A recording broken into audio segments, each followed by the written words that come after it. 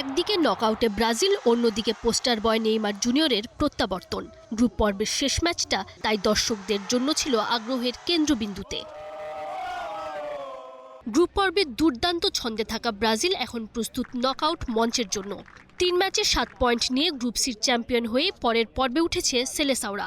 এবার শুরু নকআউটের হিসেব নিকেশ, সেরা 32-এ তাদের প্রতিপক্ষকে।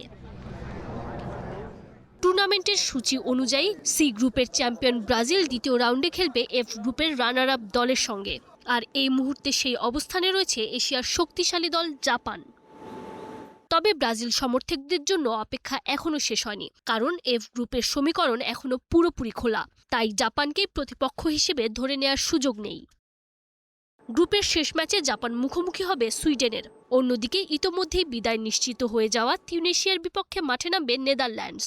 এই 2 ম্যাচের ফলের ওপর নির্ভর করবে এফ গ্রুপের চূড়ান্ত অবস্থান। এক্সপার্ট ইঞ্জিনিয়ারদের দক্ষ হাতে দেশের মানুষকে প্রতিদিন সুরক্ষিত রাখার প্রত্যয় নিয়ে এলো সেফ সার্কিট ব্রেকার।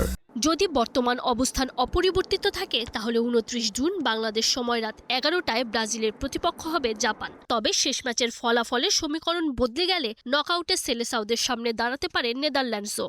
আছে আরও একটা হিসেব, কোনোভাবে জাপানকে হারিয়ে দিলে সুইডেনও সেলেসাওদের প্রতিপক্ষ হয়ে যেতে পারে। একদিকে এশিয়ার দ্রুতগতির জাপান, অন্যদিকে ইউরোপের অভিজ্ঞ নেদারল্যান্ডস। আবার শেষ মুহূর্তে জাপানিদের মরণ কামড় দেওয়ার অপেক্ষায় সুইডেন। ব্রাজিলের সামনে কোন চ্যালেঞ্জ অপেক্ষা করছে তার উত্তর মিলবে আগামী কয়েক ঘন্টার মধ্যেই। Tanzim Oishi, Star play.